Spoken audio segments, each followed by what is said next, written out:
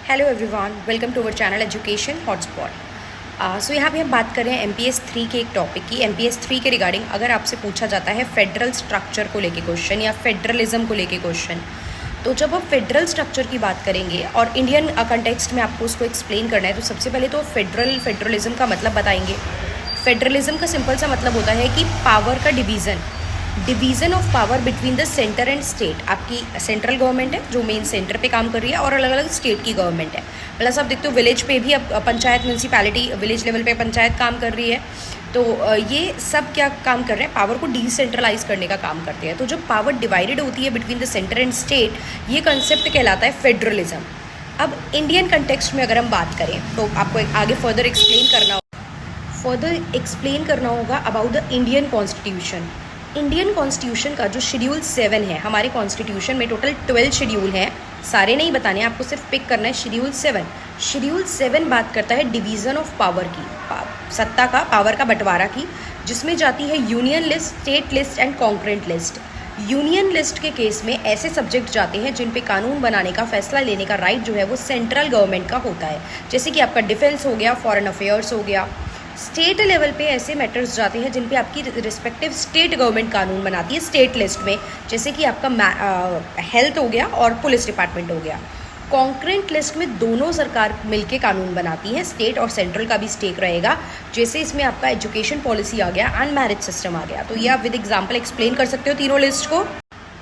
इसमें फिर further federalism में आप एक्सप्लेन कर सकते हो, बहुत सारी इंटर स्टेट काउंसिल्स भी बनी हुई हैं जो अलग अलग टॉपिक्स पे और अलग अलग पॉइंट पे डिसीजन लेते हैं। In case centre and state में, यूनियन एंड स्टेट गवर्नमेंट में कोई कॉन्फ्लिक्ट हो जाए, ये भी आप इसी में एक्सप्लेन करोगे कि इंडिया का फेडरल स्ट्रक्चर के बारे में जो पॉइंट है, तो Supreme Court will take the decision. Judiciary भी इंपॉर्टेंट रोल प्ले करता है in case of centre state conflict, ये चीज़ याद रखनी है आप लोगों को। एंड देन आप लिखेंगे इफ़ आपको फेडरल स्ट्रक्चर में कोई अमेंडमेंट करनी है, लाइक फेडरलिज्म को लेके कोई कॉन्स्टिट्यूशन का पार्ट प्रोविज़न है, आप जब भी कॉन्स्टिट्यूशन में अमेंडमेंट करते हो तो आपको क्या करना पड़ता है, आपको सिंपल मेजॉरिटी, स्पेशल मेजॉरिटी से या special majority with state ratification से उस बिल को पास कराना पड़ता है। आप ध्यान से समझेंगे, आपको इसमें लिखना होगा कि if we want to make the constitutional amendment, अगर हमें संविधान में संशोधन करना है फेडरल स्ट्रक्चर को लेके, संघवाद को लेके, तो हम करेंगे किससे। सो यहाँ पे special majority with state ratification का मतलब क्या रहेगा कि आपको एक तो 2/3 मेजॉरिटी से उस बिल को पास कराना है, प्लस आपको हाफ ऑफ द स्टेट की मंजूरी भी चाहिए।